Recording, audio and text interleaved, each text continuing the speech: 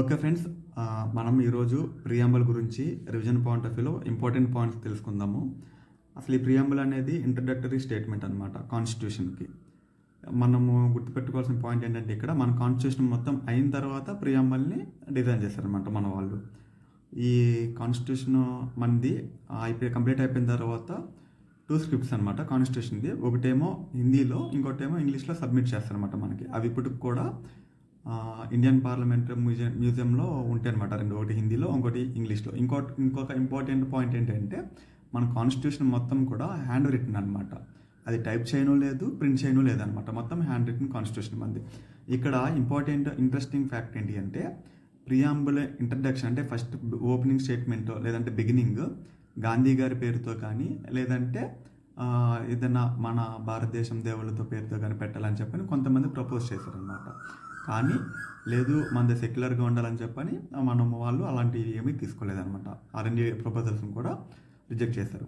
అసలు ఈ ప్రియాంబుల్ అనేది ఏంటంటే మన ఆబ్జెక్టివ్స్, ఆస్పిరేషన్స్ మన కాన్స్టిట్యూషన్కి, అలాగే మన కాన్స్టిట్యూషన్ మేకర్స్ మైండ్లో ఏముంది, వాళ్ళు ఏం చేయాలనుకునే దానికి అది ఒక కీ లాగా యాక్ట్ అవుతుంది అనమాట.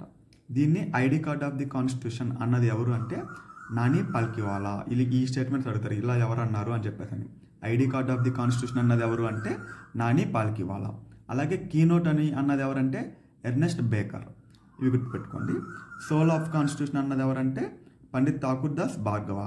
పొలిటికల్ హారోస్కోప్ అన్నది ఎవరు? కేఎం మున్షి అనమాట.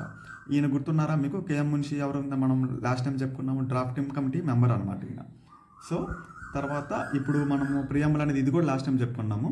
ప్రియాంబుల్ అనేది ఆరిజిన్ ఎక్కడ దీనికంటే ఆబ్జెక్టివ్స్ రిజల్యూషన్ అనమాట. ఇది ఎవరు మూవ్ చేస్తారు? పండిట్ నెహ్రూ గారు 22 జనవరి 1947లో అనమాట ఇది. తర్వాత కీవర్డ్స్ ఉంటాయి దీంట్లో. ఇప్పుడు ఈ ప్రియాంబుల్ అనేది మీకు చూసుంటారు కదా, we the people of India having solved resolve to constitute India ఏంటని అట్లా ఉంటుంది. దీంట్లో ఈ కీవర్డ్స్లో కూడా మనకి ఎగ్జామ్ పాయింట్ ఆఫ్ వ్యూలో వాటిలో ఏంటి అనేది చూడాలన్నమాట కొంచెము. వి ది పీపుల్ అనే దాని మీనింగ్ ఏంటంటే పాపులర్ సావర్నిటీని రిప్రజెంట్ చేస్తుంది అనమాట. అది అంటే రియల్ పవర్ అనేది మన కాన్స్టిట్యూషన్ రియల్ పవర్ అనేది పీపుల్ దగ్గర వెస్ట్ అయి ఉంటుంది అని చెప్పేసి చెప్పుద్ది అనమాట. అలాగే సెకండ్ వర్డ్ ఏమో సోవరిన్, ఇంకో ఇంపార్టెంట్ వర్డ్ అనమాట, కీవర్డ్. సోవరిన్ అంటే ఏంటంటే మన నేషన్, మన ఇండియన్ నేషన్ అనేది independent and autonomous. We're not subordinate to any country or any one అనమాట. మన ఫారిన్ పాలసీ మనకి ఇండిపెండెంట్గా ఉంటుంది, మన లాస్ మనమే ఫ్రేమ్ చేసుకుంటాము. అట్లాగా మనం ఇండిపెండెంట్ అండ్ అటానమస్ అనమాట. అయితే అలా కాకుండా 1947 వరకే బ్రిటిష్ కాలనీ లాగా ఉండేది అనమాట మనకి 1947 వరకు. తర్వాత సోషలిస్టిక్ అనమాట. ఈ సోషలిస్టిక్ అనేది ఇనీషియల్గా మన ప్రియాంబుల్లో అయితే లేదు. కేటీ షా గారు వీళ్ళు సోషలిస్టిక్ అనే పదాన్ని ప్రియాంబుల్లో యాడ్ చేయాలని చెప్పన్నా కానీ అంబేద్కర్ గారు కొంతమంది అపోజ్ చేశారన్నమాట ఇనీషియల్గా. బట్ ఇక్కడ ఒక ఇంపార్టెంట్ పాయింట్ ఏంటంటే 1955లో INC అవార్డీ సెషన్ ఒకటి జరుగుతుంది అనమాట.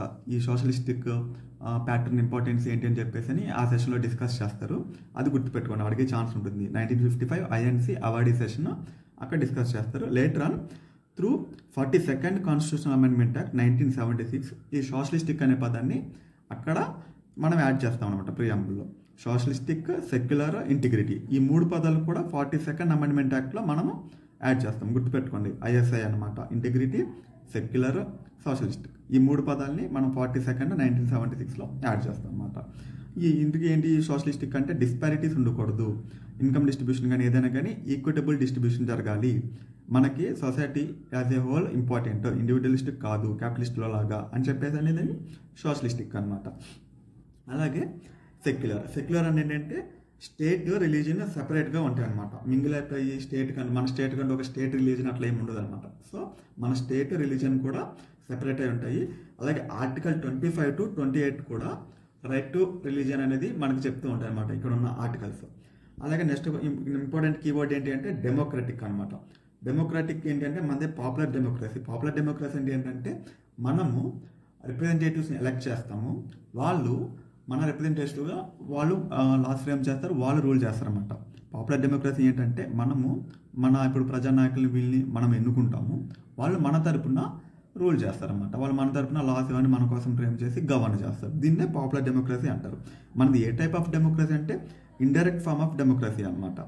ఓకే, మనం డెమోక్రటిక్ మన కంట్రీ అని చెప్పడానికి ఏంటి ఎలిమెంట్స్ ప్రూఫ్ ఏంటి అంటే మనకి ఎలక్షన్ కమిషన్ ఉంది, సుప్రీంకోర్టు ఉంది, మల్టీ పార్టీ సిస్టమ్ ఉంది, రెగ్యులర్ ఎలక్షన్స్ జరుగుతాయి, ఇంకా కొన్ని ఉంటాయి. లైక్ యూనివర్సల్ అడల్ట్ ఫ్రాంచైజ్ ఉంటుంది కదా, మనకి అందరికీ 18+ ఉన్న వాళ్ళకి అందరికీ రైట్ టు ఓట్ అని చెప్పేసి ఇట్లాగా ఈ ఎలిమెంట్స్ కూడా అనికి ఛాన్సెస్ ఉంటాయి. డెమోక్రటిక్ ఎలిమెంట్స్ ఏంటి కింది వాటిలో అని చెప్పేసి సో ఇవి కూడా ఒకసారి చూడండి. తర్వాత ఇంకొక కీవర్డ్ ఏంటంటే రిపబ్లిక్ అనమాట. ఈ రిపబ్లిక్ అనే కాన్సెప్ట్ మనం ఎక్కడి నుంచి తీసుకున్నాం, ఫ్రెంచ్ కాన్సెప్ట్ నుంచి తీసుకున్నాం. రిపబ్లిక్ అనగానే మనకు గుర్తు రావాల్సింది ఏంటంటే హెడ్ ఆఫ్ ది నేషన్ అనేది మనము ఎలక్ట్ చేసుకుంటాము. అలా కాకుండా కొన్ని దేశాల్లో అయితే head of the nation hereditary monarchy ఉంటారనమాట. అంటే రాజరిక వ్యవస్థ అంటారు కదా ఇప్పుడు యూకేలో ఉన్నట్టు. అలా కాకుండా మనమైతే హెడ్ ఆఫ్ ది నేషన్ని ఇండైరెక్ట్లీ ఎలక్ట్ చేసుకుంటాం మన హెడ్ ఆఫ్ ది నేషన్ని. అందుకని మనం రిపబ్లిక్ నేషన్ అనమాట. మనది ఒక ఫిక్స్డ్ టెన్యూర్కి ఆయన్ని ఎలక్ట్ చేసుకుంటాము. అట్లాగే జస్టిస్ అనే కాన్సెప్ట్. ఈ జస్టిస్ అనే కాన్సెప్ట్లో మళ్ళీ 3 కాంపోనెంట్స్ ఉంటాయి: సోషల్, ఎకనామిక్, పొలిటికల్ అనమాట. సోషల్ జస్టిస్ని ప్రమోట్ చేయడానికి మనం ఏం చేస్తాము, ఎఫర్మేటివ్ యాక్షన్స్ తీసుకుంటాం. అలాగే కొంతమంది వెనకబడిన తరగతుల వాళ్ళకి కొన్ని ఇస్తాం కదా, అలాంటిది LGBTQ రైట్స్ కొన్ని ఇట్లాగా ఎఫర్మేటివ్ యాక్షన్స్, ఇవన్నీ సోషల్ జస్టిస్ ప్రమోట్ చేస్తాయి అనమాట. అలాగే కొన్ని ఇట్లా అబాలిష్ చేయడం, ఇన్ఈక్వాలిటీస్ని కానీ ఆ డిస్క్రిమినేషన్ కానీ అది సోషల్ జస్టిస్ కింద ప్రమోట్ అవుతాయి. ఎకనామిక్ వచ్చేటప్పటికి ఇన్కమ్ ఇన్ఈక్వాలిటీస్ ఏవైతే ఉన్నాయో, అలాగే ఒక ఈగలిటేరియన్ సొసైటీని ప్రమోట్ చేయడానికి ఇట్లాగా ఎకనామిక్ జస్టిస్ కిందకి వస్తాయి అనమాట. ఇక్కడ ఒక బిట్ అడిగే ఛాన్స్ ఉంటుంది. అదేంటంటే సోషల్ అండ్ ఎకనామిక్ జస్టిస్ని కలిపి డిస్ట్రిబ్యూటివ్ జస్టిస్ అంటారు అనమాట. సోషల్ అండ్ ఎకనామిక్ జస్టిస్ని కలిపి డిస్ట్రిబ్యూటివ్ జస్టిస్ అంటారు, ఇది గుర్తుపెట్టుకోండి. అలాగే పొలిటికల్ అంటే మన పబ్లిక్ ఆఫీసెస్ సోర్సెస్ కానీ పబ్లిక్ ఆఫీసెస్ కానీ అందరికీ ఈక్వల్ యాక్సెస్ ఇవ్వడాన్ని పొలిటికల్ జస్టిస్ అంటారు అనమాట. సో జస్టిస్ అనే కాన్సెప్ట్ కింద 3 ఉంటాయి: సోషల్, ఎకనామిక్, పొలిటికల్. ఇందులో సోషల్ ఎకనామిక్ని కలిపి మనం డిస్ట్రిబ్యూటివ్ జస్టిస్ అంటాం అనమాట. నెక్స్ట్ లిబర్టీ అనే కీవర్డ్ కూడా మన ప్రియంబుల్లో వస్తుంది.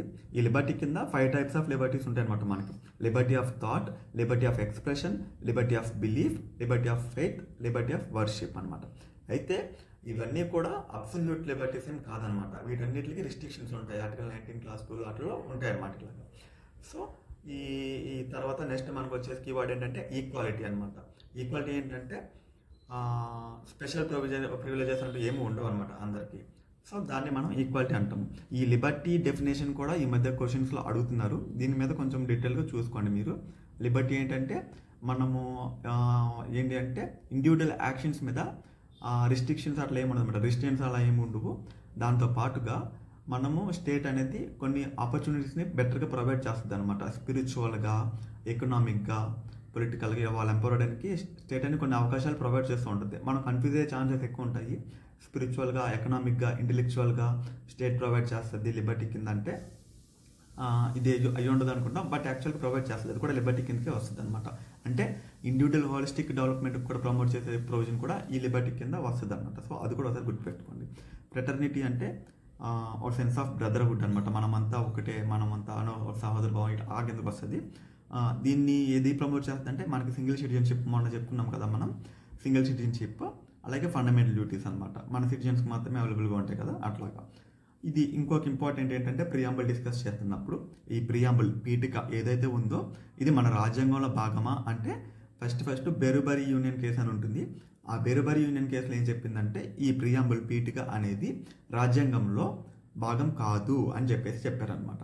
కానీ 1973లో కేశవానంద భారతి కేసులో అయితే ప్రియాంబుల్ కాన్స్టిట్యూషన్లో భాగమే, అలాగే మనం ప్రియాంబుల్ని కూడా అమెండ్ చేయొచ్చు, సవరణ చేయొచ్చు అని చెప్పారనమాట. అండర్ ఆర్టికల్ 368 కింద ప్రియాంబుల్ కూడా పీఠికను కూడా మనం సవరణ చేయొచ్చు, పీఠిక కూడా రాజ్యాంగంలో భాగమే అని చెప్పారనమాట.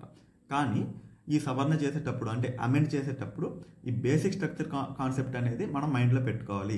బేసిక్ స్ట్రక్చర్ని మనము డిస్టర్బ్ చేయకూడదు అనేది కూడా చెప్పారనమాట. ఇది చాలా ఇంపార్టెంట్, మనం తర్వాత కూడా డీటెయిల్గా చూస్తాము. ఈ బేసిక్ స్ట్రక్చర్ డాక్ట్రిన్ అంటే ఏంటి, ఈ బేసిక్ స్ట్రక్చర్ కాన్సెప్ట్ ఎక్కడ ఇవాల్వ్ అయిందంటే కేశవానంద భారతి కేసు దగ్గర చెప్తారనమాట. బేసిక్ స్ట్రక్చర్ అంటే ఏంటంటే కొన్ని బేసిక్ కాన్సెప్ట్స్ ఉంటాయి, వాటిని డిస్టర్బ్ చేయకూడదు, వాటిని కాన్స్టిట్యూషన్ నుంచి తీయకూడదు అని చెప్పేసి. వీటి కింద చాలా ఉంటాయి ఎలిమెంట్స్, మనం వాటి గురించి వచ్చే వీడియోస్లో డిస్కస్ చేద్దాము. Thank you.